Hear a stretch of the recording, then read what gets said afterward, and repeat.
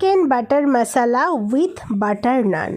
এই দুটো খাবার মানে এই দুটো কম্বিনেশন আমার ভীষণ পছন্দ। আর সেটা যদি হয় আরসালানের তাহলে তো কথাই নেই। হ্যাঁ, বরের জন্মদিনে বরকে স্পেশাল ফিল করাতে আরসালানে নিয়ে গেছিলাম, এই খাবারটা দিয়েই স্টার্ট করেছিলাম।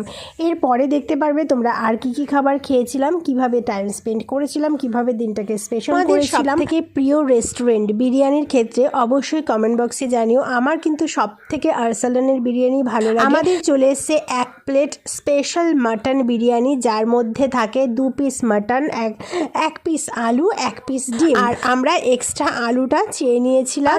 আলু খেতে আমি খুব একটা পছন্দ না করলেও বিরিয়ানির আলুটা বেশ ভালো লাগে। আমাদের কাছে পর্যাপ্ত পরিমাণে টাকা থাকে না, কিন্তু খাবার খেতে খুব মন চায়, কোথাও যেতে খুব মন চায়। তো তোমরা আরসালানে গিয়ে এই বিরিয়ানির প্লেটটা নিয়ে আরামসে খেতে পারো, দুজনের কিন্তু এনাফ।